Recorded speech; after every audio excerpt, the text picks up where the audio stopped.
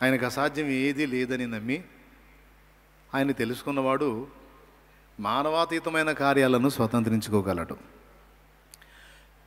అంటే ఇవన్నీ మనం పొందడానికి ముందు అసలు ఆయన ఏమై ఉన్నాడో, ఆయన స్థాయి ఏంటో బాగా తెలుసుకోవాల్సి ఉంది.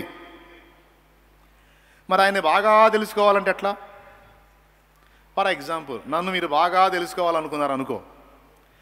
మీ ఇంటికాడ మీరుండి నా ఇంటికాడ నేనుంటే నన్ను బాగా తెలుసుకుంటారా? మరి ఎట్లా అండి?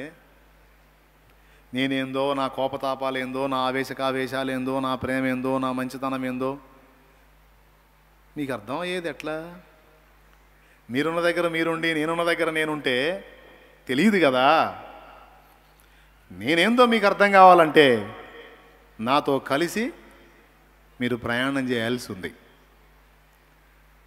అలాగే మీరేందో నాకు అర్థం కావాలంటే నేను కూడా మీతో కలిసి మనుగడ సాగించాల్సి ఉంది. అప్పుడు మాత్రమే మీ తత్వం నాకు అర్థమైద్ది, నా తత్వం. ఇప్పుడు ఇంతకీ యేసును బాగా ఎరిగి ఉండాలంటే ఖచ్చితంగా ఆయనని ఏం చేయాలి? ఆయనని సమీపించాలి, ఆయనతో సహజీవనం ప్రారంభించాలి. అప్పుడు ఇక ఆయనతో జీవితం మొదలయ్యి ఇక ఆయనతో బ్రతకడం స్టార్ట్ అయిన తర్వాత కొంచెం కొంచెంగా అర్థమవుతాడు. ఇక ఆయన అర్థమయ్యే కొద్దీ, ఆయన కార్యాలు అర్థమయ్యే కొద్దీ ఆయన విచిత్రమైన షేడ్స్లో మనకు కనపడతాడు.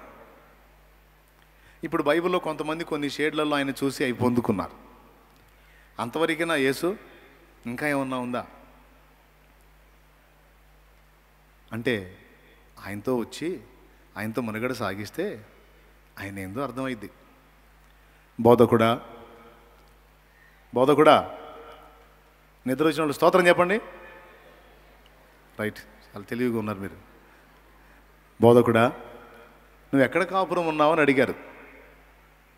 యేసుప్రభు అన్నాడు, నేను అది నజరేత్ లేదు, నజరేత్లో కొంతకాలం, కపెర్నహూం లేదు, కపెర్నహూం అందులో కొంతకాలం,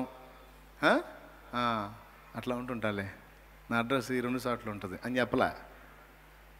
బోధకుడా, నీవెక్కడ కాపురం ఉన్నావు? రబ్బీ బోధకుడా, నువ్వెక్కడ కాపురం ఉన్నావు అని అడిగితే వచ్చి చూడండి అన్నాడు. వచ్చి చూడండి. ఎందుకంటే నేను కాపురం ఉండే స్థలంతో మీకెందుకు, నేను నివసించే స్థలంతో మీకెందుకు? మీరు ఎందుకు అడుగుతున్నారు నాకు తెలుసు. నేనున్న ప్రదేశం ఏదో చూసి అక్కడ మీరు కూడా ఉండగోరుచున్నారు కదా, అలాంటప్పుడు అడగటం ఎందుకు? రా, వచ్చి చూడు అంటే వాళ్ళ ప్రశ్నలో నీవు కాపురం ఉన్న చోట మేము కూడా ఉండగోరుతున్నామని అడక్కనే అడిగినట్లు, ఉండాలనుకున్నప్పుడు ఇక ఆరాలు ఎందుకు, రాండి, వచ్చి చూడండి, ఉండండి అని చెప్పకనే చెప్పినట్టు ఆ 2 మాటల ఆంతర్యం అది. సరే, వెళ్ళారు. వెళ్ళిన తర్వాత ఆయనతో జీవితం ప్రారంభమైంది. ఒక పట్టాన్ని అర్థం కాలే ఆయన వాళ్ళకి. మనిషి చూస్తే మామూలుగానే ఉన్నాడు, మామూలుగా మాట్లాడుతున్నాడు, మామూలుగా అందరితో తింటున్నాడు, అందరితో తిరుగుతున్నాడు, అందరిలాగానే నిద్రపోతున్నాడు, అన్నీ మామూలుగానే ఉన్నాయి. ఓ రబ్బీ, ఓ బోధకుడు అనుకున్నారు, ఓ ప్రవక్త. ఓ రోజు సముద్రం మీద పోతున్నారు, గాలి తుఫాను వచ్చింది. ఆయన దోణి అమరం మీద తలబెట్టి నిద్రపోతున్నాడు. ప్రశాంతంగా ఉన్న దోణి మీదకి గాలి ఈడ్చికొట్టి తుఫాన్ రేగి ఆ దోణి మునిగిపోయే పరిస్థితి వచ్చింది. ఇక కేకలేరు పెద్దగా. విచిత్రం ఏంటంటే వాళ్ళలో చాలామందికి ఈత వచ్చు. పాప ఈయనే వడ్రంగం పనిచేసేది, ఈయనకి రాదు నాకు తెలిసి. చేపలు పట్టే వాళ్ళకి ఈత వచ్చా, వడ్రంగం పనిచేసే వాళ్ళకి ఈత వచ్చిద్దా? మీరు చెప్పండి, పెద్దగా చెప్పండి, పెద్ద బ్రదర్స్. ఇప్పుడు దోణి మీద తుఫాను గాలి ఈడ్చి కొడితే భయపడాల్సింది వడ్రంగం పనిచేసే అయినా చేపలు పట్టేవాళ్ళ? ఈ రివర్స్ ఏందండి నాకు అర్థం కాదు. చేపలు పట్టేవాళ్ళు భయపడాల్సిన అవసరం లేదు, ఎందుకంటే వాళ్ళకి ఈత వచ్చు. ఆ దోణి బోర్ల పడ్డా ఏ అంచో పట్టుకొని ఈత కొడతా వాళ్ళు బతికి బట్టగట్టగలుగుతారు. కానీ వడ్రంగం పనిచేసానికి సుత్త, బాడిస, ఉలి, ఆ శ్రావణం అయ్యే తెలుసు. కానీ ఆ శానం అవి తెలుసు కానీ ఆయన పాపం ఈతలో ఏం తెలియవు. అవి చేపలు పట్టేవాళ్ళకి తెలుసు. కానీ భయపడితే ఆయన భయపడాలి, టెన్షన్ పడితే ఆయన టెన్షన్ పడి, ఏంది అబ్బా ఈ తుఫాన్ ఏంది, గాలి ఏంది, వానేంది, మీకు ఈతటం వచ్చురా, నాకు రాదు, మరి ఎట్లా చేయాలని టెన్షన్ ఆయన పడాలి. కానీ ఆయన హాయిగా నిద్రపోతున్నారు. వీళ్ళు దడ పెరిగింది, పరిగెత్తుకుంటూ వచ్చారు. బోధకుడా మేము నశించుచున్నాం, నీకు చింత లేదా అని వేశారు కేక. ఆయన లేచి ఆ సముద్రంకి వెళ్ళి చూస్తే ఎగసెగసి పడుతుంది. గాలిని గద్దించాడు. ఏ అన్నట్టు అనుకో. ఆ కేక కాగిపోయింది. గాలి నీళ్ళ వైపు అది ఇట్లా ఎగిరిపడు. నిమ్మళించో అంతే, డౌన్ అయిపోయింది. అప్పటిదాకా ఈడ్చి కొట్టి ఇట్లా ఇట్లా ఇట్లా ఇట్లా డ్యాన్స్ చేసిన దోనే క్షణాలలో సైలెంట్ అయిపోయింది. కంగు తిన్నారు బెడ్లో. తినే వాళ్ళు అనుకుంటున్నారు. ఆయన అడిగాడు, మీరు ఎందుకు భయపడుతున్నారు, మీరు ఇంకనూ నమ్మిక లేక ఉన్నారా? నీకు భయం ఎందుకురా నాయన? ఎందుకు భయం వచ్చింది? ఎందుకు ఆందోళన వచ్చింది? ఎందుకు దడ వచ్చింది? ఎందుకు టెన్షను? ఎందుకు నిద్రలేని రాత్రుల్లో? ఎందుకు అన్నం సహించట్లా? ఎందుకు గుండె దడ పెరిగిపోతుంది? ఎందుకు షుగర్ లెవెల్ పెరుగుతుంది? ఎందుకు బీపీ పెరిగిపోతుంది? దడ, ఆందోళన, ఒత్తిడి ఎందుకు? విశ్వాసం లేదు కాబట్టి. విశ్వాసం అనేది నీలో సరి అయిన పాళ్ళలో ఉన్నట్లయితే ఆందోళన అనేది ఉండదు, అణిగిపోయిద్ది. ఆందోళన పెరుగుతుంది అంటే విశ్వాసం తరిగిందని అర్థం. విశ్వాసం బాగా పెరిగి ఉన్నది అంటే నీకు ఆందోళన అణిగిపోయిందని అర్థం. ఇప్పుడు ఇంతకు మీలో బాగా ఆందోళన గురవుతున్న వాళ్ళు ఎవరున్నారు చెప్పండి? అవునా? మరి ఎప్పుడు విశ్వాసంలో బలపడతా? విశ్వాసం లేకపోతేనే ఆందోళన పెరిగిద్ది. యేసయ్య పట్ల విశ్వాసం ఉందనుకో, నీ పరిస్థితి చూసి చుట్టూన్న వాళ్ళకి దడ పెరిగిద్దిగా, నీవు మాత్రం ప్రశాంతంగా ఉంటావు. అసలు ఆ అమ్మాయికి ఏమన్నా ఉందా? చీము కుట్టినట్టు కూడా లేదు. మనమేమి ఇంతను అదురుపోయి సస్తున్నాం. ఏమైద్దని ఆ అమ్మి పాటలు పాడుతుంది, హల్లెలూయా స్తుతి మహిమ అంటుంది, ఆ మనిషి పని అట్టు ఉంది అని పక్కన. ఎప్పుడు అనుకున్నారు నీ గురించి అట్లా? అనుకుంటే నువ్వు గ్రేటే మరి. కానీ కొంతమంది విశ్వాసాలు అట్ట కాదు. పక్కన వాళ్ళు ధైర్యం చెబుతుంటారు. ప్రసవ వేదన పడే స్త్రీకి చెప్పినట్టు పక్కన వాళ్ళు ధైర్యం చెబుతుంటారు. ఏం కాదమ్మ, నువ్వు నమ్మిన దేవుడు గొప్పడు, నీకేం కాదంటే ఏమోనక్క, ఏమోనన్నా, ఏమో తమ్ముడా, ఏమో అన్నయ్య. ఇది ఎంత దరిద్రమో చూడండి. ఇంతకు విశ్వాసులు వాళ్ళు నువ్వో నాకు అర్థం కాదు. వాళ్ళు చెబుతుంటారు నువ్వు నమ్మిన దేవుడు గొప్పడమ్మా, నీకేం కాదని. బిడ్డలారా, విశ్వాసము గలవారికి ఒక మొదటి గుర్తు ఏంటంటే ఆందోళనలో బతకరు. ఆందోళన అధిగమించి జీవిస్తారు. స్తోత్రం చెప్పా. చప్పట్లు కొట్టపోయినా పర్లేదు కానీ స్తోత్రం. అరే పర్లేదు అన్నాను, మీరు ఏందో విచిత్రం. పొద్దున చెప్పా, మళ్ళీ చెప్పా, మళ్ళీ రోజు చెప్పమని చెబుతా. ఎందుకంటే ఇది అవసరం. అందరూ దడలోనే బతుకుతున్నారు, దడ ఆయాసాల్లో బతుకుతున్నారు. అందుకని మీ దడ నుంచి మిమ్మల్ని విడిపించడానికే నా దడ అంతా కూడా. దేవునికి స్తోత్రం. హల్లెలూయా చెప్పండి గట్టిగా. నేను చెప్పేది నిజమా కాదా? నా దేవుడు ఉన్నాడు. నష్టమైన లాభమైన కష్టమైన ఆయన చూసుకుంటాడు. ఆయన చిత్తం కాంతి ఏం జరిగిద్ది? ఆయన చిత్తమైందని నేను ఆపుతానా? ఆయన చిత్తమే జరుగును గాక అనే మాట పలికినప్పుడు ఏది ఉంటుంది నీ దగ్గర? చెప్పవా తమ్ముడా? కనపడుతుందా నా మొహం? ఏది ఉంటుంది? మీరు ఇంకనూ నమ్మిక లేకున్నారా? మీరు ఎందుకు భయపడుతున్నారు? మీకు ఇంకా నమ్మకం లేదు అంటే విశ్వసించిన వాడు భయపడాడు. ఎవడు భయపడుతున్నాడో, టెన్షన్ పడుతున్నాడు, వాడు విశ్వాస విషయంలో బలహీనుడుగా ఉన్నాడు. ఆ తర్వాత ఇక ఆయన గద్దించి ఆయన మళ్ళీ మౌనం అయితే వాళ్ళు అనుకుంటున్నారు ఈయన ఎట్టివాడో అంటే అర్థం కాలే. ఇంకా ఈయన ఎట్టివాడో, గాలియు సముద్రము ఈయనకు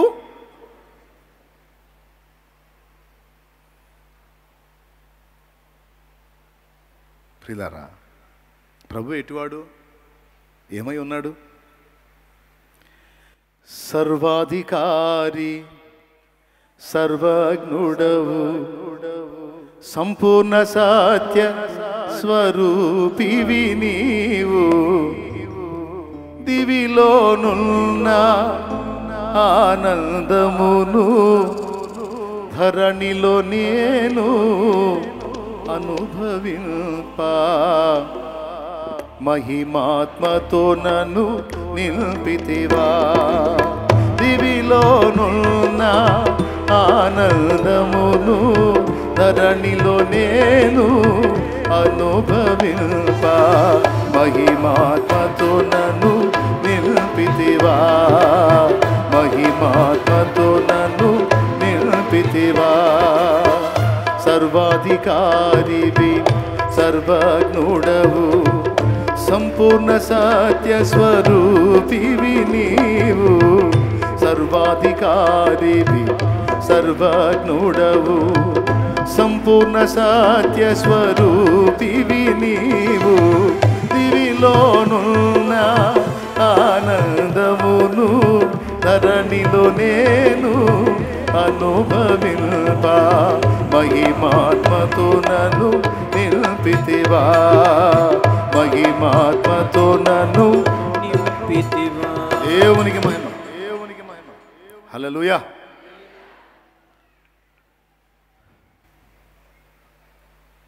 ఆయన సర్వాధికారి అయి ఉన్నాడు ఆయన సర్వ విశ్వం మీద రాజై ఉన్నాడు సర్వ ప్రకృతి ఆయన కనుసన్నల్లో ఉంది అని వారు ఎరగలేదు అప్పటికి ఎప్పటికీ వాళ్ళలో ఆ పరిపూర్ణత వచ్చిందయా అంటే యేసుప్రభు శిలువలో ప్రాణం పెట్టి మూడో నాడు తిరిగి లేచి ఇంచుమించు 40 దినములు వారికి అగుపించి వారి కళ్ళ ముందు ఒలీవల కొండ మీద ఆరోహణ మీద వెళ్ళిన తర్వాత మేడగది మీద వారంతా కూడా పరిశుద్ధాత్మ చేత నింపబడ్డారు ప్రార్థనలో ఆత్మచేత నింపబడి పరిశుద్ధాత్మ ప్రభావం పొందుకున్న తర్వాత 2వ అధ్యాయంలో ఆత్మచేత నింపబడ్డారు 3వ అధ్యాయంలో శృంగారమును దేవాలయం దగ్గర పుట్టినది మొదలుకొని కుంటివాడైన మనుషుని దగ్గర వాళ్ళు యేసుప్రభుని ఏ పరిధిలో ఎరిగారో సాక్ష్యం దొరుకుతుంది మనకి గాలి తుఫాన్లను గద్దించినప్పుడేమో ఈయన ఎట్టివాడో మరోసారి యేసుప్రభు అడిగాడు నేను నన్ను గురించి జనం ఏమనుకుంటున్నారంటే నువ్వు ఏలియావని కొందరు అనుకుంటున్నారు నువ్వు ఇర్మియావని కొంతమంది అనుకుంటున్నారు మరి బాప్తిస్మ ఇచ్చే యోహాను మృతుల్లోంచి లేచి ఉన్నాడని కొంతమంది అనుకుంటున్నారు ఆహా జనం అనుకుంటున్నారా మీరు అనుకుంటున్నారా జనం అనుకుంటున్నారు మరి మీరేమనుకుంటున్నారు వెంటనే పేతురు కలగ చేసుకొని మిగిలిన మౌనంగా ఉన్నారు పేతురు కలగ చేసుకొని నీవు దేవుని కుమారుడు అయిన క్రీస్తు అన్నాడు అప్పటికైతే దేవుని కుమారుడు అయిన క్రీస్తు అన్నప్పుడు మరి ఆయన సిలువుకు తీసుకొని పోతుంటే ఆ యేసెవరో నాకు తెలియదని 3 సార్లు అబద్ధం ఆడాడుగా మరి నువ్వే చెబితే దేవుని కుమారుడు అయిన క్రీస్తు అని మరి దేవుని కుమారుడికి నువ్వు సాక్షిగా ఉండవేమయ్యా అప్పుడు ప్రభు అన్నాడు పరలోకమందున నా తండ్రి సంగతి నీకు తెలియజేశాడు కానీ మానవ సంబంధమైన జ్ఞానం నీకు తెలియజేయలేదు రక్తమాంసాలు దీన్ని నీకు బయలుపరచలేదు నువ్వు ప్రత్యక్షత అయితే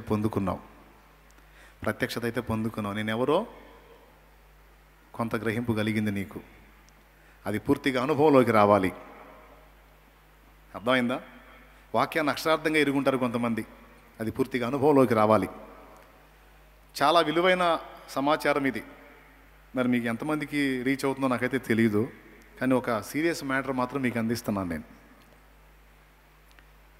ఎప్పుడు అనుభవంలోకి వచ్చింది అంటే పరిశుద్ధాత్మ దేవుడు వారికి అందుబాటులోకి వచ్చినాక యేసును గూర్చి ఆయన శక్తిని గూర్చి ఆయన నామం యొక్క బలాన్ని గూర్చి భక్తుల అనుభవంలోకి తీసుకొచ్చాడు ఆత్మ తెచ్చాడు అనుభవంలోనికి శృంగారం అన్న దేవాలయం దగ్గర పుట్టినది మొదలుకొని కుంటివాడైన మనుషుని దగ్గర పేతురు చూసినప్పుడు వాడు వెతుకుతున్నాడు ఏమన్నా సాయం చేస్తారేమో ఇద్దరు బాగా భక్తుల్లాగా ఉన్నారు సాయం చేస్తారేమో గో మా జేబులకి వెళ్ళి ఏం చూసా మా తట్టు చూడు అప్పటిదాకా వాళ్ళ జేబులకి వెళ్ళి చూస్తున్నాడు వాళ్ళ ముఖాలకి వెళ్ళి చూశాడు వెండి బంగారములు మా యొద్ద లేవు నాకు కలిగినదే నీకు ఇచ్చుచున్నాను నజరేయుడు యేసు నామములో లేచి నడవమన్నాడు పుట్టినది మొదలుకొని కుంటివాడైన ఆ మనుషుడు ఒక దెబ్బతో లేచి గంతులు వేస్తూ దేవుని మయంపరిచాడని అక్కడే రాస్తుంది ఒకప్పుడు యేసు ఎట్టివాడో తర్వాత యేసు ఇర్మియానో ఏలియానో తర్వాత యేసు సిలువ వేయబట్టానికి అప్పగింపబడ్డాడు, బలహీనుడైన మనుషుడు. కానీ పరిశుద్ధాత్మ చేత నింపబడిన తర్వాత సర్వాధికారి అయిన దేవుడు. ఇది పేతురు అనుభవం. పేతురు అనుభవం అంటే యేసు ప్రభువుని పక్కనే ఉండి వెన్నంటి వెంబడించినప్పటికీ పూర్తిగా అర్థం కాల. కొంత కొంత కొంత కొంత అర్థమవుతూ వచ్చాడు. పూర్తిగా అర్థమైతే పేతురు యేసు ప్రభుకి అడ్డగిస్తాడా? మనం యెరూషలేము వెళ్తున్నాం, మనుష్య కుమారుని అన్ని జనుల చేతికి అప్పగిస్తారు, వారు ఆయనను సిలువ వేసి చంపిస్తారు, ఆయన 3వ నాడు తిరిగి లేచును అని చెబుతుంటే పేతురుకు మండిపోయింది. నువ్వు ఉంటావు, మమ్మల్ని ఉద్ధరిస్తావని మేము అనుకుంటే తడవకోసారి సిలువ సిలువ సిలువ అంటావు అని ఆయన చేయబట్టుకునే, ఎవరు చెయ్యి? యేసయ్య చేయబట్టుకునే, ఆ సిలువ నీకు దూరం అగును గాక అని ఆయన గద్దింపసాగాను అని రాస్తుంది. అప్పుడు యేసుప్రభు అన్నాడు, పేతురు దగ్గర రా నాయన, నేనంటే నీకు ఎంత ఇష్టం నాయన, నేనంటే నీకు ఎంత ప్రేమ అనలా. ఆ సిలువ నీకు దూరం అగును కాక. సిలువ సిలువ అంటావేంది? ఎప్పుడు నోట్లో ఆ మాటలు పలుకుతావేంటి? నువ్వు ఉండాలి అని అంటే సాతానా నా వెనక్కి పో అన్నాడు. సాతానా నా వెనక్కి పో, వెనక్కి పో. నువ్వు మనుషుల సంగతులు విచారిస్తున్నావు కానీ దేవుని సంగతులు ఎరగను. అది ఆయన పొజిషన్. అంటే ఎరగల. యేసయ్యతోనే ఉన్నాడు, యేసయ్యతోనే తింటున్నాడు, యేసయ్యతోనే బాబు ఉంటున్నాడు, యేసయ్య సమీప్యంలో ఆయనను స్పర్శిస్తున్నాడు, అన్నీ నడుస్తున్నాయి. ఇంకా చెప్పాలంటే ఆయన కూర్చోబెట్టి యేసయ్య కాళ్ళు కూడా కడిగాడు. కానీ ఎరగల పూర్తిగా. యేసు కేఫా యొక్క, పేతురు యొక్క అనుభవంలోకి ఎప్పుడు వచ్చాడంటే పరిశుద్ధాత్మ తీసుకొచ్చినప్పుడు వచ్చాడు.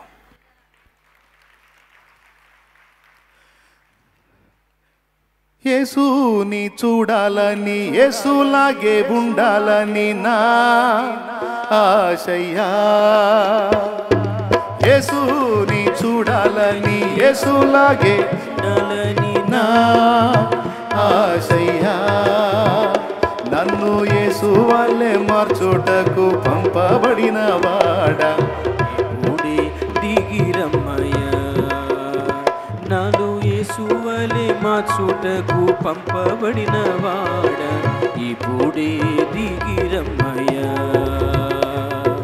నాలో నీవు, నీలో నేను, నాలో నీవు, నీలో నేను కలిసి ఉండాలయ్యా. మనం కలిసి ఉండాలయ్యా, కలిసి ఉండాలయ్యా, మనం కలిసి ఉండాలయ్యా. పరిశుద్ధ ఆత్ముడా యేసు పంపిన వాడవు నీవేగా. పరిశుద్ధ ఆత్ముడా. అది యేసయ్య పక్కనే ఉన్నారు కానీ యేసయ్య అర్థం కాల. అందుకే చాలాసార్లు ఈయన ఎట్టివాడో అనుకున్నారు, తిట్లు కూడా తిన్నారు. సైతాన్లు భూతాలు పోండి పక్కకు పోండి అని తిట్లు కూడా తిన్నారు. మూర్ఖులారా విశ్వాసం మూర్ఖత అని అనిపించుకున్నారు. పాప అన్ని బాధలు పడ్డారు, పక్కనే ఉన్నారు కానీ అర్థం కాల. అందుకే పరిశుద్ధాత్మ వచ్చి క్రీస్తును గూర్చి అనుభవ జ్ఞానాన్ని మనకు నేర్పటం మొదలుపెట్టాడు. ఇప్పుడు భూమి మీద మన కోసం పనిచేస్తున్నవాడు ఆదరణకర్త, దేవుని ఆత్మ, పరిశుద్ధాత్మ, పరిశుద్ధాత్ముడు, పరిశుద్ధాత్మ దేవుడు. ఆ తర్వాత అనుభవంలోకి వచ్చాడు ప్రభు. శక్తివంతమైన పాత్రలుగా మారిపోయారు. విశ్వాస పరిధిసలు ఒక్క దెబ్బతో మారిపోయింది. యేసు వాళ్ళలో నివసించడం మొదలుపెట్టాడు. ఏ స్థాయి కంటే సీమోను పేతురు నడుచుకుంటా పోతుంటే రోగుల్ని మంచాల మీద తీసుకొచ్చి ఆయన నీడ పడేటట్టు రోగుల్ని వండుకోబెట్టేవాళ్ళు. అయ్యా పేతురు గారు, నిన్ను ఆపమండి, నువ్వండి, నీ పన్ను చూసుకోయా, నీ నీడ పడితే చాలయ్యా. ఉండరా బాబా, మీ గోల మీదే పోతా ఉండేవాడు. ఆ నీడ తగిలితే రోగులు లేచేవాళ్ళు, బాగుపడేవాళ్ళు. ఆ నీడ పడినప్పుడు రోగులు స్వస్థత వచ్చేసేది. యేసు ప్రభుతో ఉన్నప్పుడు అలా జరిగిందా? పరిశుద్ధాత్మ వచ్చి వారికి ఆ అనుభవంలోనికి తీసుకెళ్ళినాక జరిగిందా? దేవునికి స్తోత్రం చెప్పండి గట్టిగా. కాబట్టి పరిశుద్ధాత్మయే లేనిది యేసు ప్రభుని ఎరుగుటెరుగుటగాదది. బా, ఏం మాట రాశావయ్యా బేతాళ జాన్ గారు. ఏమండి?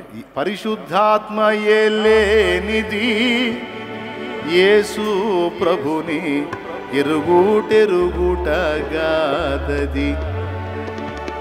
అంటే ఇప్పుడు యేసు ప్రభుని పరిపూర్ణంగా మేము ఎరగాలంటే పరిశుద్ధాత్మ రావాలా? ఎస్, పరిశుద్ధాత్మ రావాలి. ఆయన గ్రహింపు కలిగించాలంట.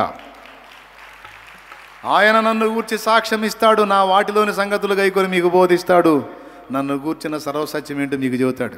పరిశుద్ధాత్మను గోరుము, జీవమా యేసు ప్రభుని పేరట వేడుము. పరిశుద్ధాత్మను గోరుము, జీవమా యేసు ప్రభుని పేరట వేడుము. నరులందరి మీద నాయాత్మను తునని ననననననని పలికే వేదమునందు పరిశుద్ధాత్మను కోరుము.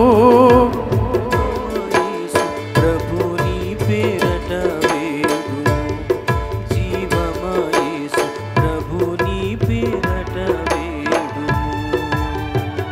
దేవునికి మహిమ కలుగును గాక. ఏం మాట! పరిశుద్ధాత్మ సహాయం లేకుండా యేసు ప్రభుని ఎరగటం కాదట. అంటే ఇప్పుడు యేసు ప్రభును బాగుగా ఎరిగినప్పుడే మన విశ్వాస పరిమాణం పెరుగుతుంది. మనలో కార్యాలైనా మన ద్వారా కార్యాలైనా జరుగుతాయి.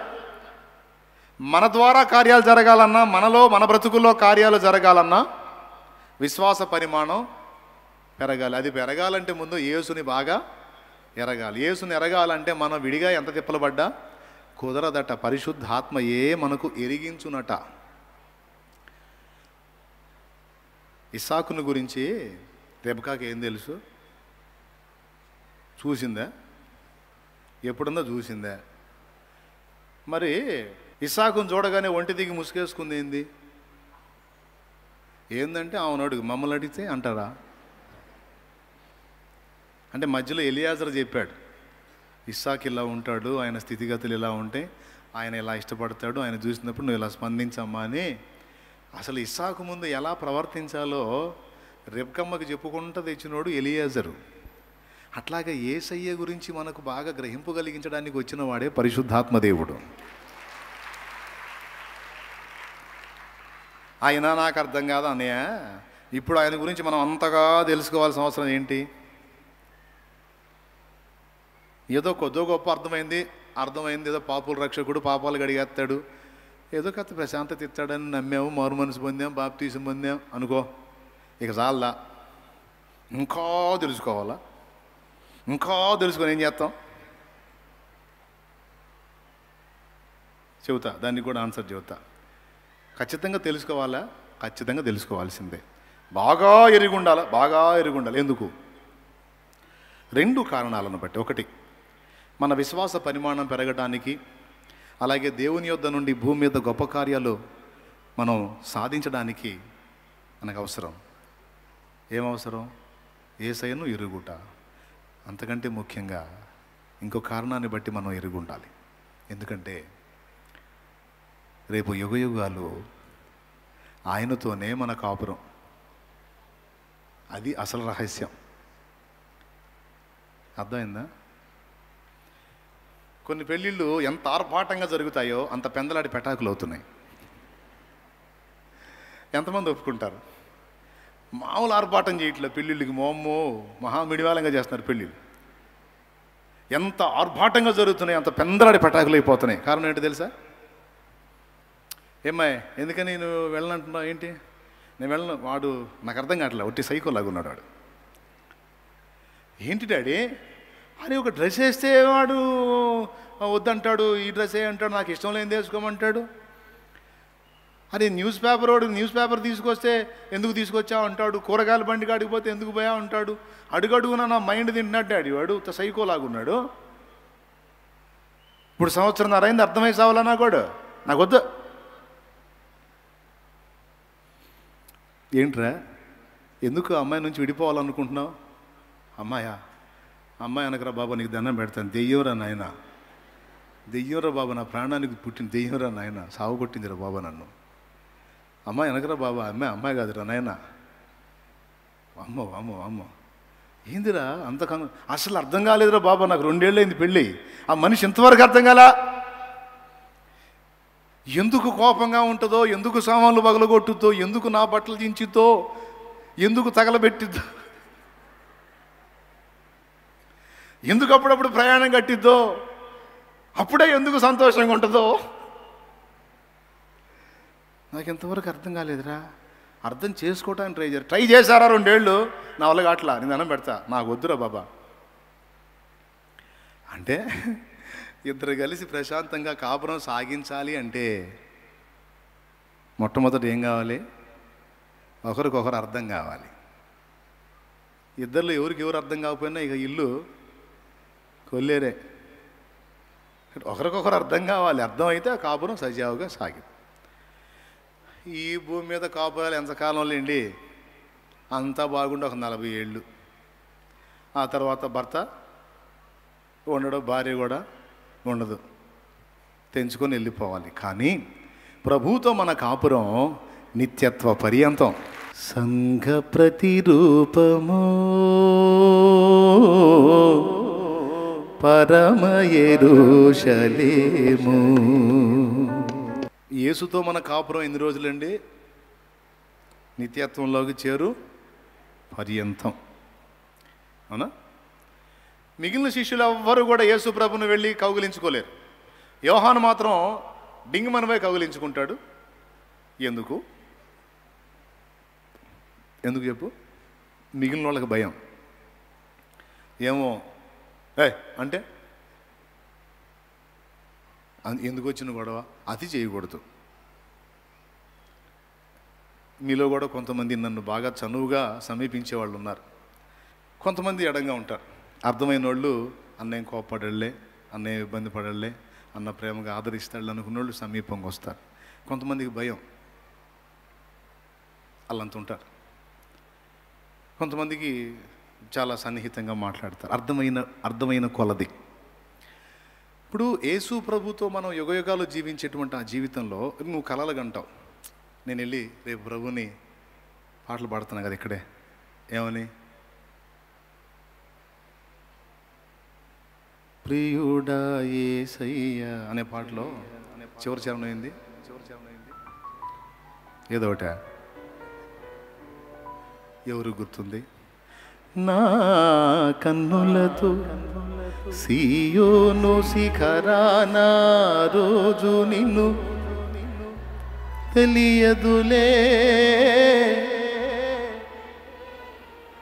ఆనంద బాష్పాలో నీ కౌగిలిలోనే నేను పరవశము దెదను.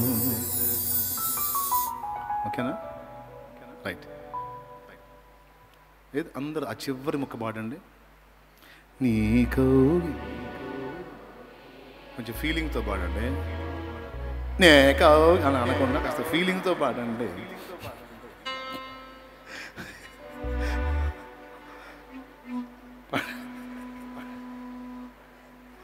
జోగా నిజంగా పాడండి, కొంచెం ఫీల్ అవ్వండి.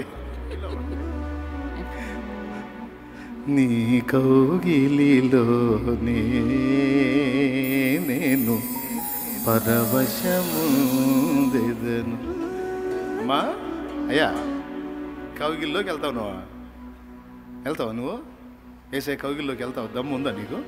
ఆ ధైర్యం ఉందా నీకు? ఎందుకు వెళ్ళమైంది? వెళ్తా అట్టనే అనుకున్నాడు యోహాను ప్రకటన గ్రంథంలో. ఆయన కనపడంగానే పోయి కౌగిలించుకుందాం అనుకున్నాడు. మామూలు అలవాటు భూమి మీద ఉన్నప్పుడు. ఆ మహిమలో చూడగానే చచ్చిన వాని వల్ల ఆయన పాదముల యొద్ద పడి తిని అన్నాడు. ఇప్పుడు ఏం పాటలు పాడుతున్నా? నీ కౌగిలి బోర్ల పడకపోతే నయం.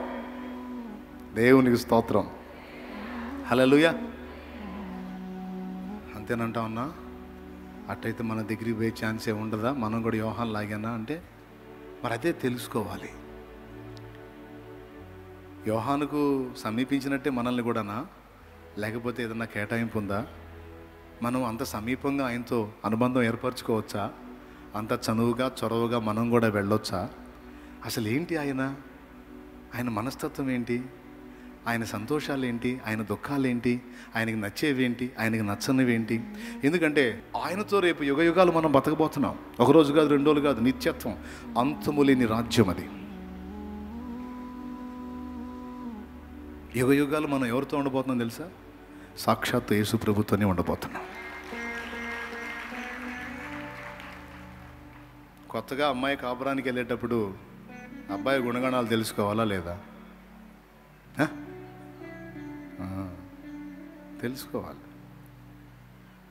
అమ్మాయికి వంట చేయడం రాదు, 1000 అబద్ధాలు ఒక పెళ్లి చేయమన్నారు కాబట్టి పచ్చి అబద్ధాలు ఆడి వాళ్ళు వంటలు చేసి పెళ్లి చూపులకు వచ్చిన ఆయనకి పెట్టి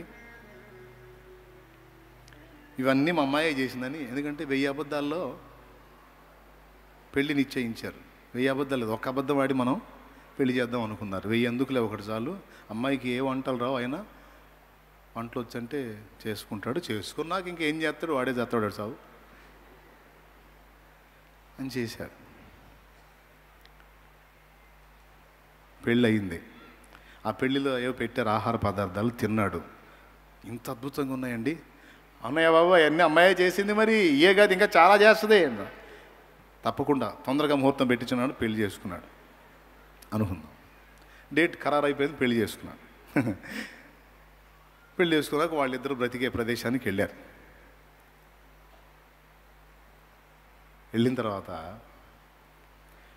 అమ్మాయి, నేను బజార్కి వెళ్ళి వస్తాను, నాకు నేను మీ ఇంటికి పెళ్లి చూపులకు వచ్చినప్పుడు పెట్టారే, అదే నువ్వు చేసావంటగా ఆ ఐటము, దాంతోపాటు ఇంకా 2-3 రకాలు చేసి పెట్టు అని చెప్పి పోయాడు బయటికి. ఇప్పుడు ఆమెకి ఏమైంది పరిస్థితి? కనీసం రైస్ ఉండటం కూడా రాదు. అర్థమైందా? ఆమె ఏ టైప్ అంటే, పుస్తకం చూసి ఒక అమ్మాయి వంట మొదలు పెట్టిందంట. అన్నం వండటం ఎలా, బియ్యం ఇలా కడగాలి, ఇలా ఎసరు పెట్టాలి, ఇలా పెట్టాలి, ఇలా పొయ్యి మీద పెట్టాలి, అన్నీ చదివి అన్నీ పెట్టింది. ఇక అది మాడి మశానం అయిపోతున్నా దించట్లా.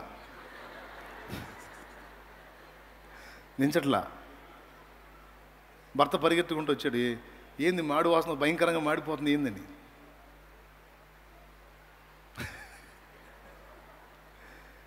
ఏమా నాకు వంట రాదంటే మీరేగా బుక్ కొనిచ్చారు, ఆ బుక్ ప్రకారం మొత్తం చేసేట్టు అయిపోయిందండి. ఏమైపోయిందంటే అన్ని ప్రకారం రైస్ కడిగాను, ఎసరు పెట్టాను, వాళ్ళు చెప్పిన ప్రకారం అన్నీ చేశానండి, పొయ్యి మీద పెట్టాను. మరి ఆంతను మాడిపోతుంటే దించలేదేమి? దించమని ఇందులో లేదండి అందని.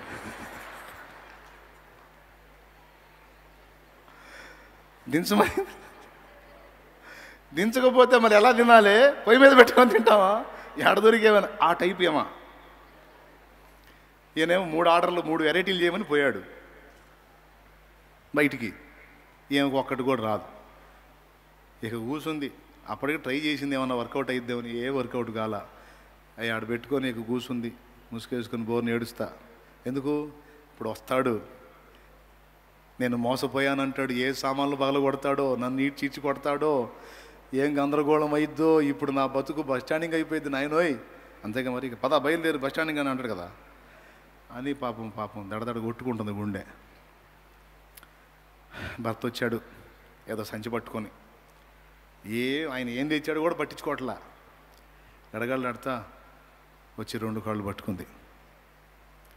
ఏంది ఏమైంది ఎందుకు ఏడుస్తున్నావు, ఎందుకు టెన్షన్ పడుతున్నావు, ఏమైంది? మీరు నన్ను క్షమించానంటేనే నేను మీ పాదాలు వదులుతున్నాను.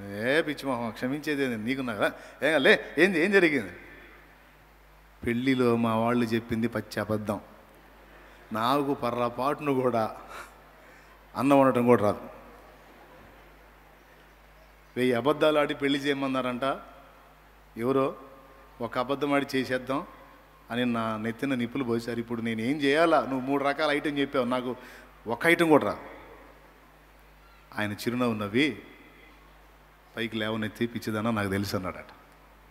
నాకు తెలుసు, నువ్వు ఆ రోజు మీ వాళ్ళు తీసుకొచ్చి నాకు ఆహారం పెట్టినప్పుడు అవి తిని చేయగడుకుందామని కిటికీ దగ్గరికి వచ్చినప్పుడు అక్కడ నువ్వు వాళ్ళతో మాట్లాడటం నేను విన్నాను. నాకు ఇందులో ఒక్కటి కూడా రాదు, నాకు వచ్చి నేను చేశానని చెప్పారు. రేపు ఆయన తెలిస్తే ఏమైందని నువ్వు ఆ మాటలో మాట్లాడి నా చెవిని బట్టి నవ్వుకున్నాను. అయినా నేను నీకు ఏమీ తెలియదని ఎరిగే నిన్ను చేసుకున్నాను, భయపడద్దు. నేను బయటికి ఎందుకు వెళ్ళాను అనుకున్నా, నీకు నాకు మన ఇద్దరికి బిర్యానీ తెద్దామని వెళ్ళాను. అందులో బిర్యానీ ఉంది, తీసుకొనిరా.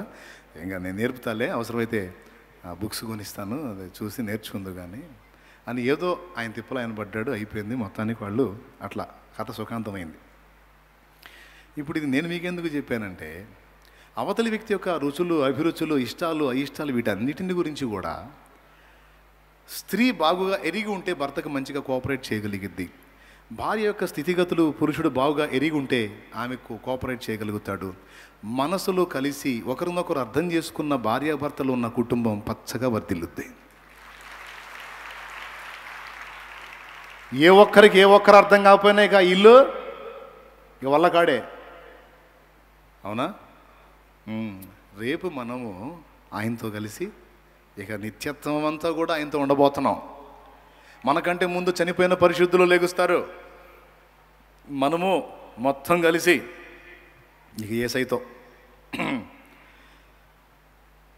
ఇప్పుడు మరి ఆయనతో జీవించాలంటే తెలుసుకోవాలి కదండి, ఎరిగి ఉండాలి కదండి. ఇప్పుడు ఆయన మనల్ని ఎరుగును, మన గురించి మనం ఏం చెప్పుకోవాల్సిన అవసరంలా. నువ్వు యేసుప్రభు దగ్గరికి వెళ్ళి, ప్రభా నేను అర్థమయ్యానా నీకు అని అడగాల్సిన అవసరంలా. నువ్వేంది, మీ తాతయ్య అర్థమయ్యాడు, మీ ముత్తాత అర్థమయ్యాడు, వాడి తాత అర్థమయ్యాడు. మానవ జాతి మొత్తాన్ని చదివేశాను నేను అంటాడు ఆయన. ఆ డైలాగు నువ్వు అనగలవా? యేసయ్యనే నిన్ను చదివేశాను ప్రభా అనగలవా? మరి నా గురించి నీకు తెలుసా అంటే ఏం చెప్తావు? నాకు అట్టే తెలియదు కానీ పరిశుద్ధాత్మ దయ వలన కొంత తెలుసుకున్నాను ప్రభువా, కొంత గ్రహించానయ్యా అని రేపు మనం చెప్పగలగాలి. ఆయన మనల్ని తెలుసుకునే ఉన్నాడు, మనమే ఆయనను ఎరగాలి. యేసు క్రీస్తును ఎరుగుట ఏ నిత్య జీవం. తండ్రి నిన్నును నీవు పంపిన యేసు క్రీస్తును ఎరుగుటయే నిత్య జీవం. యోహాను సువార్త 17వ అధ్యాయం సాక్షాత్తు యేసు ప్రభు ప్రార్థనలో యేసు ప్రభు పలికిన మాట. అయ్యలారా తెలుసుకోవాలా లేదా యేసయ్య గురించి? బైబిల్లో చదువుతున్నాం కానీ బైబిల్లో చదువుతున్నావు, పేతురులాగా పైపైన ఎరగటం కాదు, అనుభవపూర్వకంగా యేసుని ఎరగాలి. అది మన ముందున్న పెద్ద సవాల్. ఇప్పుడు ఆయనను ఎరుగునట్లు ఆయన అదృశ్య రూపంలో ఉండగానే, ముఖాముఖి మన ఎదురుపడకుండా అదృశ్య రూపంలో ఉండగానే ఆయనతో భూమి మీద సహజీవనం చేయాలి. మనకు ఆయన గురించి అవగాహన కలిగించి పదే పదే మనల్ని ఆయన పాదాల దగ్గరికి నెట్టకెళ్ళే పరిశుద్ధాత్మకు మనం కోఆపరేట్ చేయాలి. కొట్టదు పర్వాలేదు, మీ చప్పట్లు నాకు అవసరం లేదు కానీ ఆ పాయింట్ ఏనండి, పరిశుద్ధాత్మ మనల్ని ఆయన పాదాల దగ్గరికి నడిపిస్తూ ఉంటాడు. ఆయన చేసే పని అది. ప్రభువుని తెలుసుకొనున్నట్లు, ఆయనను కలుసుకొనున్నట్లు, ఆయనతో వ్యవహరించున్నట్లు, ఆయనను అర్థం చేసుకొనున్నట్లు మనల్ని ఏ కాటికి కూడా ఆయన పాదాల దగ్గరికి నడిపిస్తూ ఉంటాడు పరిశుద్ధాత్మ. ఇది గుర్తుపట్టాలి. ఎప్పుడైతే ఇక యేసుతో అలా మమైక్యమవుతామో, సహజీవనాన్ని మొదలు పెడతామో, కొంచెం కొంచెంగా ఆయన మనకు గ్రహింపులోకి వస్తాడు. ఇక ఆయన మన గ్రహింపులోకి వచ్చిన కొలది మన విశ్వాస పరిమాణం పెరిగిద్ది. యేసు పట్ల మన ఆలోచన, వ్యవహారం మొత్తం మారిపోయిద్ది. ఆయనకి మనకి లోతైన అనుబంధం ఏర్పడిద్ది. ఆ అనుబంధం ఎంతగా దారి తీసిద్దంటే, ముగింపులోకి వచ్చే సంతోషంగా స్తోత్రం చెప్పండి. ఆ అనుబంధం ఎంతగా దారి తీసిద్దంటే, అంటే ఆలకించుడి అదిగదిగదిగో నా ప్రియుని స్వరము వినబడుచున్నది అన్న కాడికి వెళ్ళిద్దండి.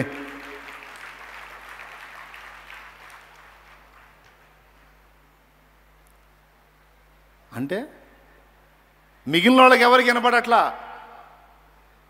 ఈ అమ్మాయికి వినపడుతుంది. ఎవరు?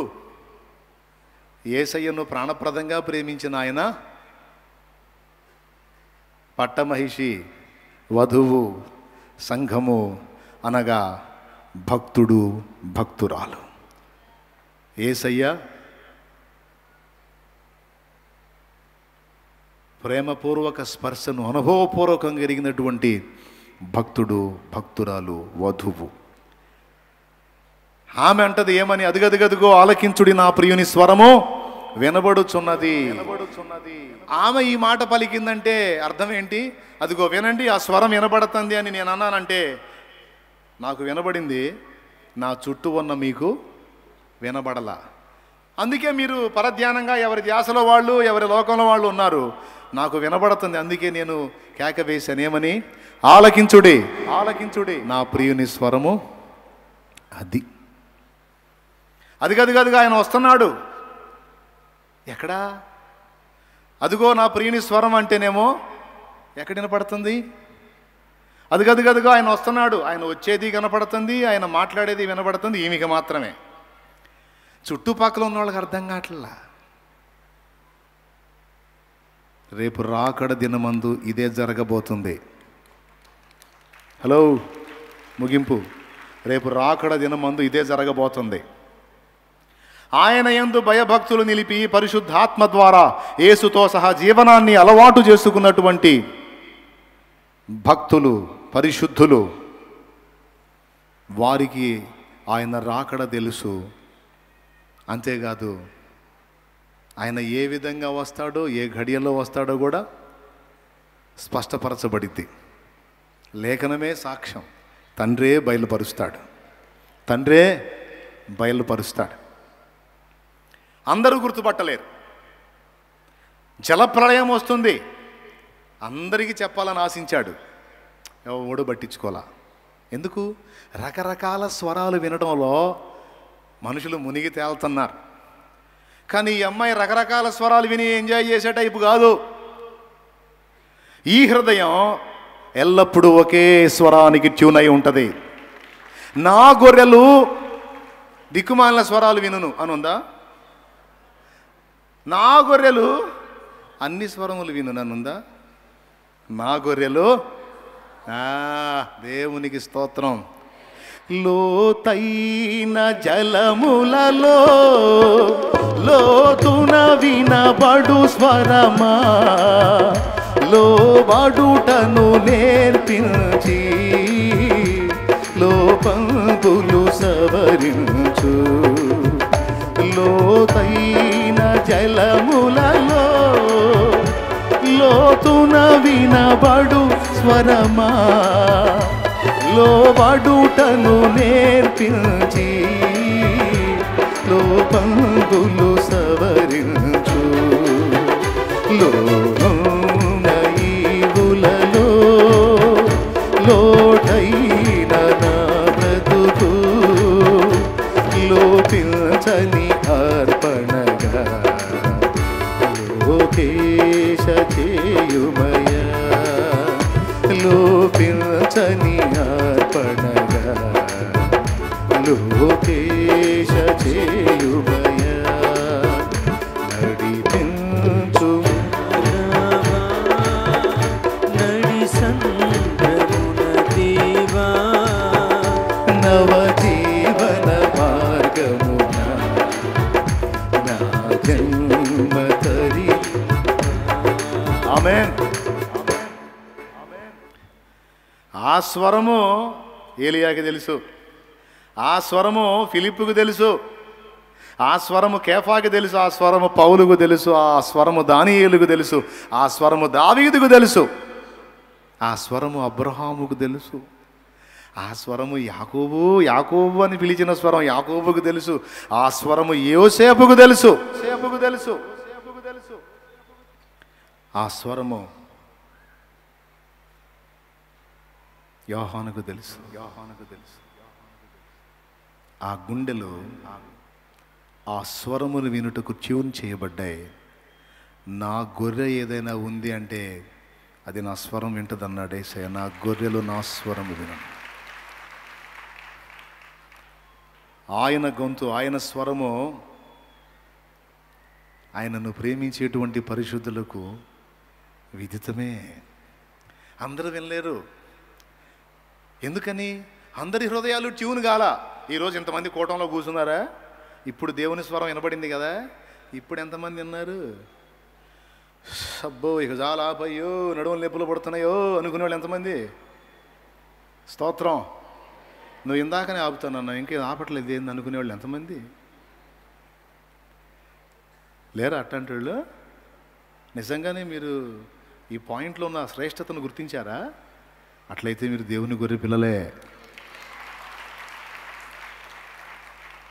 పరిశుద్ధాత్మ యేసుతో అనుబంధాన్ని పెంపొందిస్తూ ఉంటాడు. ఆయనతో సహవాసం, సహజీవనం, అందులోని మాధుర్యం. ఇతరంబులను వదిలే మాటలు ఎక్కువవుతున్నాయి. అట్లా నడిపిస్తూ ఉంటాడు పరిశుద్ధాత్మ. అలా కనెక్ట్ అయిపోయి యేసయ్య స్వరం వినటానికి అలవాటు పడిపోతారు. ఆయన స్వర మాధుర్యాన్ని రుచి చూసిన వాళ్ళు లోకంలో దిక్కుమాలిన స్వరాలు వినటానికి ఇష్టపడరు. ఎప్పుడెప్పుడు ఈ దరిద్రం వదిలించుకొని పోదామా ఆయన దగ్గరికి అనిపిస్తూ ఉంటుంది మనసు. దేవునికి స్తోత్రం. ఎప్పుడెప్పుడు ఆయన పాదాల దగ్గరికి పోదాం, ఎప్పుడెప్పుడు ఆయనతో ఏకాంతంలో కూర్చుందాం, ఎప్పుడెప్పుడు ఆయన స్వరం విందామా, ఎప్పుడెప్పుడు ఆయన మాటలు విందామా, ఎప్పుడెప్పుడు ఆయనతో గడుపుదామా. ఇదే పిచ్చి. నా గొర్రెలు నా స్వరం వినను అని ఆయనంటే, ఆలకించుడే నా ప్రియుని స్వరం వినబడుతుంది. ఆమెకి స్వరం వినబడుతుంది, వ్యక్తి కనపడుతున్నాడు. మీకు కనపడుతున్నాడు యేసయ్య అంటే, అన్నయ్య అంత ఎత్తుకి ఇంకా ఎదగలేదు అన్నయ్య, ఎదగాలి. ఇదిగో మేము ఆయనను నిదానించి చూచుచున్నామన్నాడు. ఆయనను నిదానించి చూస్తున్నాం. ఒకరోజు రాబోతున్నప్పుడు ముఖాముఖి, ఇప్పుడేమో విశ్వాస నేత్రాలతో యేసును చూస్తున్నాం. ఒకరోజు రాబోతుంది, ఫేస్ టు ఫేస్ ఎదుర్కొంటాడు. గనుక ఇప్పుడు మనకి ఏ స్వరం ప్రాముఖ్యం? యేసు స్వరం. యేసయ్య స్వరం ఎవరు వినగలరు? ఆయన గొర్రె పిల్లలు వినగలరు. ఆ స్వరం వినే అనుభవం, ఆయనతో నడిపించబడే అనుభవం ఎవరైతే స్వతంత్రించుకుంటారో, ఎవరైతే పొందుకుంటారో, వినండి ఒక్క మొక్క, వాళ్ళు భూమి మీద ప్రయోజకులు అవుతారు. రేపు నిత్యత్వంలో కూడా యేసుతో కలిసి ఏలతారు.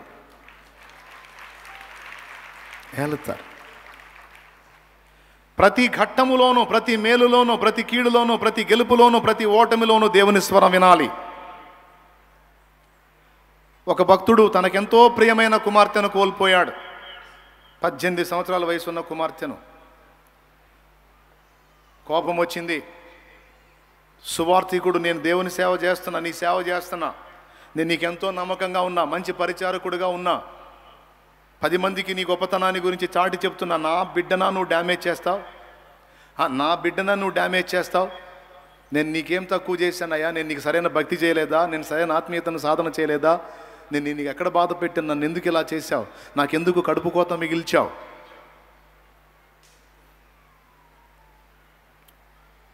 దేవుని స్వరం, నా కుమారుడా, సాతాను ముందు నన్ను సిగ్గుపరుస్తావా? అన్నీ కలిగి ఉన్నప్పుడే కాదు, సమస్తం కోల్పోయినా నా కుమారుడు నాకు వ్యతిరేకంగా మాట్లాడని నేను వానితో పలికి ఉన్నాను. వాని ముందు నా తల దించుతావా? నన్ను సిగ్గుపరుస్తావా నా కుమారుడా?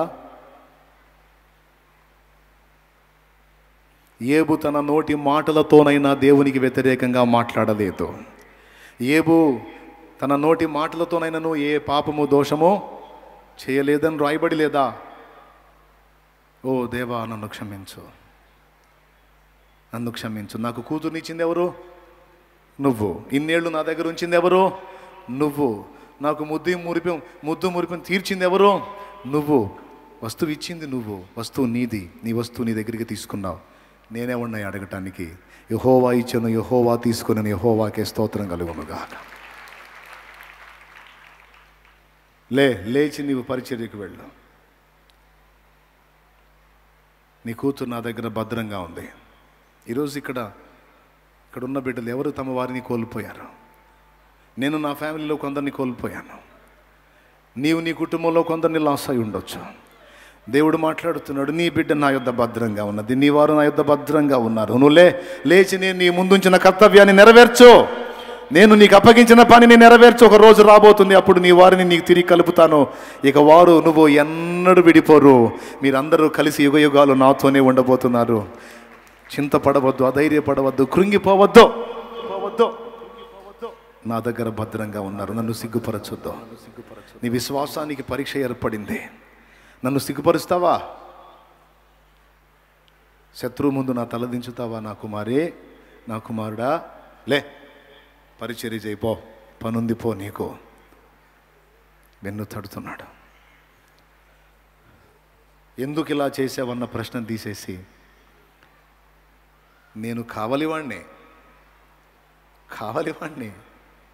తోట యజమానుడివి నువ్వు, పూలన్నీ నీయే. నీకు ఇష్టమైన పుష్పాన్ని తెంచుకుపోయే అధికారం నీకుందయ్యా. తోట మాలిది, అదే ఉంది.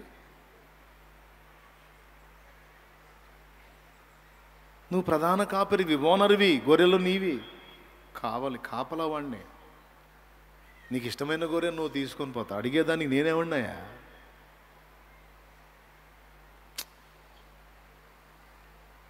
శ్రమలలో ఆ స్వరము విన్నారు, నడిపించబడ్డారు. నా కుమారుడా, నా కుమారి, ఏం చేస్తున్నావు?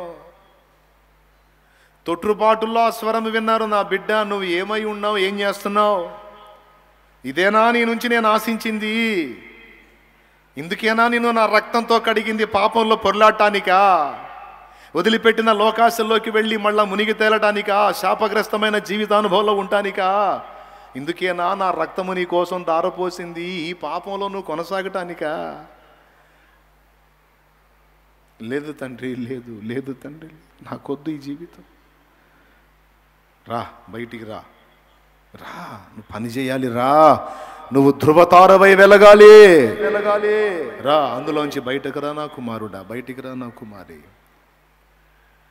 లోకముతో నీవు ఏకీవీకిగా ఉండకూడదు. నీవు ప్రత్యేకించబడిన దానవు, ప్రత్యేకించబడిన వాడవు. ఆ స్వరము విన్నారు భక్తులు. పాపములో స్వరము విన్నారు, నష్టములో స్వరము విన్నారు, కష్టములో స్వరం విన్నారు, శ్రమలో స్వరం విన్నారు, వ్యాధిలో స్వరం విన్నారు. ప్రభువా, నా ఇల్లు చక్కబెట్టుకోమంటున్నావు, నాకు ఇంకా బతకాలని ఉంది. నేను నీ ఎదుట ఎలా నడుచుకున్నానో తెలియదా? అవునా? యెషయా, పో, నా ప్రజల అధిపతి వద్దకు పోయి ఇలా చెప్పు, నీవు కన్నీళ్ళు విడుచుట నేను చూచి తిని, నీ ప్రార్థన నేను అంగీకరించి ఉన్నాను. నేను నిన్ను బాగు చేసేదను. ఇంకను 15 సంవత్సరముల ఆయుష్యము నీకు ఇచ్చేదనని చెప్పవయా. అజపాత నేను చేయదని చెప్పు, నేను స్వస్థపరుస్తున్నానని చెప్పు. అతనికి 1 ఏడు కాదు, 2 ఏళ్ళు కాదు, అతడు ఏడ్చాడు, నాకు బ్రతకాలను ఉందన్నాడు. మరి ఏం సాధిస్తాడో నేను కూడా చూస్తాను. 15 సంవత్సరాలు ఇస్తున్నానని చెప్పు. ఇక ఆ తెగులు అతను ఏం చేయదు, నేను స్వస్థపరుస్తున్నాను, బ్రతికిస్తున్నాను, బాగుపడతాడు చెప్పు. దేవునితో మాట్లాడటం నేర్చుకున్నారు, దేవుని స్వరం వింటం నేర్చుకున్నారు. శ్రమలో స్వరము విన్నారు, పాపములో పొరపాటు అడుగులు జారేటప్పుడు స్వరం విన్నారు. ఏయ్, ఏం చేస్తున్నావు? ఎటుపోతుంది నీ బుర్ర? నీ మతి ఎటుపోతుంది? నీ ఆలోచన ఎటుపోతుంది? పిచ్చిదానా, పిచ్చి పనులు చేస్తున్నావు, పిచ్చోడా, పిచ్చి పనులు చేస్తున్నావు. ఇందుకేనా నేను రక్తం కార్చింది? లే, అందరిలాగా బ్రతుకుతావు నువ్వు? నేను ప్రత్యేకించుకుంటే ఏం చేస్తున్నావు నువ్వు? జాగ్రత్త. అందరూ చీకటి అయి ఉంటే ఆ చీకట్లో నిన్నొక చీకటిగా కాదు, నిన్ను వారికి వెలుగుగా నియమించాను. వెలుగుగా నియమించాను. ఏం చేస్తున్నావు నువ్వు? వారికి మాదిరిగా, వారికి నా సాక్షిగా, వాళ్ళని నా యొద్దకు నడిపే సారథిగా, వారధిగా నిన్ను ఏర్పాటు చేసే నువ్వెట్లా వాళ్ళతో ఇదవుతున్నావు? ఏం చేస్తున్నావు? ఈ కొంచెమే కొంచెమైనా కొంప ముంచం లే, అక్కడి నుంచి లే, శత్రువుకి స్థలం ఇవ్వకు. ప్రతి అడుగులో స్వరం విన్నారు, కాపాడబడ్డారు. యెహోవా స్వరము మెట్టల మీద కొండల మీద నీళ్లు పారజేయు స్వరము, ఓ ఎడారులను నీటి ఊటలుగా చేయు స్వరము, లేళ్లను ఈనజేయు స్వరము. అదే మన వరము. విన్నారు. కృంగిన వేళ, ఏమి నా కుమారుడా కృంగిపోయావా? అల్ప విశ్వాసి, కొద్దిపాటి ఎదురు దెబ్బలకే గగ్గోలు పెడుతున్నావు. లే, నేను లేనా? నీ ముందు నిలవలేదా? నేను నీకు ముందుగా పోవచ్చు, నీకు మెట్టగానున్న తోలను సరళము చేస్తాను. పదా, ముందుకు సాగిపో, నేను నీకు తోడై ఉన్నాను. లోకమంతా అయిపోయింది నీ పని, అయిపోయింది నీ పని అన్నా దైవస్వరం ఏం చెప్పింది? ఏమి కాదు, వారి మాటలు నీవు లక్ష్య పెట్టవద్దు, నేను నీకు తోడై ఉన్నా, నిశ్చయముగా నేనే నీకు సహాయము చేసేదని.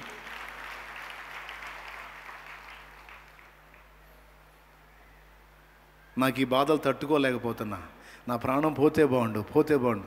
ఏమి నా కుమారుడా, ఏమి నా కుమారి, చచ్చేవారిని బ్రతికిస్తావని నీ కోసం ప్రాణం పెడితే నువ్వు చావాలనుకుంటున్నావా? అంటే ఇలా నీ ప్రాణం నీ అంతటా నువ్వు తీసుకోవటానికేనా నేను నా ప్రాణం పెట్టింది? నీకోసం నేను చనిపోయానమ్మా, నువ్వెందుకురా చావాలనుకుంటున్నావు తల్లి? నువ్వెందుకు నా కుమారుడా చావగోరుతున్నావు? నీకోసం నేను చచ్చి తిని కదా, నిన్ను బ్రతికించుకొనుట కొరకే నేను ప్రాణం పెట్టి తిని కదా.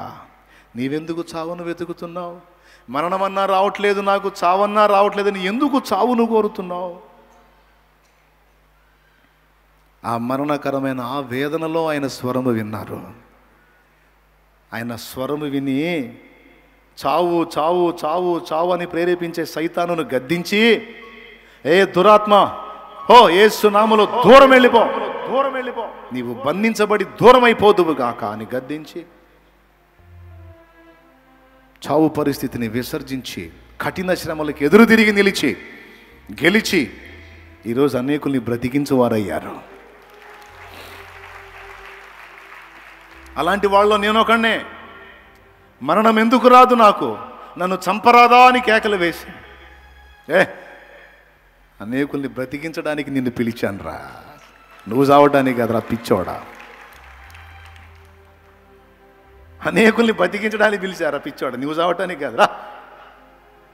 అల్పకాల శ్రమలకు కంగారు పడవాకు, ఇవన్నీ నీకు అనుభవాలు. కొద్ది రోజుల్లోనే నీ పరిస్థితులన్నిటిని నేను మారుస్తాను. ఈ అనుభవ పాఠాలు అయిన తర్వాత రమ్మన్నా రావురా నీకు ఈ శ్రమలో. కృంగిపోవద్దు, కంగారు పడద్దు. మాట్లాడాడు. అడుగడుగున ఆయన స్వరం వింటూ ఆయనతో నడుస్తూ ఒక అనుభవం ప్రియులారా. చెప్పలా? అదే ఇప్పుడు సాధన చేయాల్సింది. జనాలతో కూర్చున్నా, 1000 మందిలో కూర్చున్నా, ఈ హృదయం ఈ మనస్సు అటే ట్యూన్ అయి ఉండాలి. ఎటే ఉండాలి? అటే అటే అటే అటే 1,00,000 మందిలో కూర్చున్నా సరే ఈ హృదయం ఈ మనస్సు ఎటు ట్యూన్ అయి ఉండాలి. ఆయన ఏం మాట్లాడుతున్నాడో ఆయన స్వరం.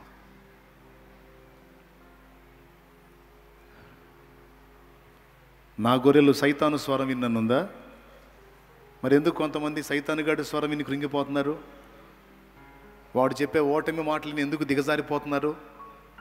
నీ బతుకింతే, నీ బతుకింతే, నీ గతి ఇంతే, నీ కర్మ ఎలా గాలింది, నీ జీవితం ఇంతే, అది మారదు, ఆ పరిస్థితులు మారవు, నీకు ఇది మారదు, నీకు ఇది తగ్గదు, నీకు అది కాదు, నీకు ఇది కాదు, నీ దరిద్రం, నీ కర్మ నీకు అట్ట అయిపోయింది అని కొంతమంది సైతాను చేత శోధించబడ్డోళ్ళు, సర్పంలో సైతాను దూరి హవ్వను శోధించినట్టు నీ ఇరుగు పొరుగుల్లో కొంతమంది వ్యక్తుల్లో అది దూరి నిన్ను శోధిస్తుంటే నువ్వు ఎందుకు కృంగిపోతున్నావు? నిన్ను కృంగదీసే మాటలు, భయపెట్టే మాటలు మాట్లాడుతుంటే నువ్వు ఎందుకు లొంగిపోతున్నావు? నువ్వెందుకు గద్దించలేకపోతున్నావు? నా గొర్రెలు సైతాను స్వరం విన్నన్నాడా? నా గొర్రెలు నేనేం చెబుతున్నానో వింటారు, అది మెయిన్గా చూసుకుంటారు. నా స్వరాన్నే, నా మాటనే పట్టుకుంటారు. కానీ దానికి వ్యతిరేకంగా 1,000,000 స్వరములు ఏకమైన నా గొర్రెలు లెక్క చేయవు. చెవులు గలవాడు ఆత్మస్వరం వినుగాక. దైవస్వరం చేత నడిపించబడేవాడు దైవస్వరాన్నే కేంద్రంగా తీసుకుంటాడు. నీకు వచ్చిన రోగం ఇది తగ్గదని 1,000,000 స్వరాలు చెబితేనే నిన్ను స్వస్థపరచువాడను నేనే అని దైవస్వరం ఒక్క మాట చెబితే చాలదా? 1,000,000 గొంతులు మోగబోవా? చేయడు కార్యం. ఆ మెట్టుకెళ్ళాలి. ప్రియమైన దేవుని బిడ్డలారా, నా గొర్రెలు నా స్వరం వినునని ఆయన ముచ్చటగా చెబితే నువ్వేమన్నా అదుగో నా ప్రియుడు ఆలకించుడి అంటే మిగిలిన వాళ్ళు ఎవరు వింటల్లా. ఈమె చెప్తుంది, అదుగో వినండి, అదుగో ఆయన మాట్లాడుతున్నాడు. ఈమెకి ఎట్లా తెలుసు? వాళ్ళకెందుకు వినపట్ల? వాళ్ళు మనసుని ట్యూన్ చేయలే. ఈమె తన మనసుని ఆయనకి అనుసంధానం చేసుకోనుంది. ఇక ఆయన ఏం బలిగినా ఈమె కనపడిద్ది. సాతానును గద్దించారు, కృంగుదీసే దెయ్యాన్ని తరిమి కొట్టారు, పరిశుద్ధాత్మ వశులయ్యారు, దైవస్వరములు విని దేవునితో నడవటం నేర్చుకున్నారు, విశ్వాసమందు వీరులయ్యారు, తాము బ్రతికి అనేకులను బ్రతికించడానికి యోధులై వాడబడ్డారు. ఈరోజు మనందరం అదే సాధన చేయాలి.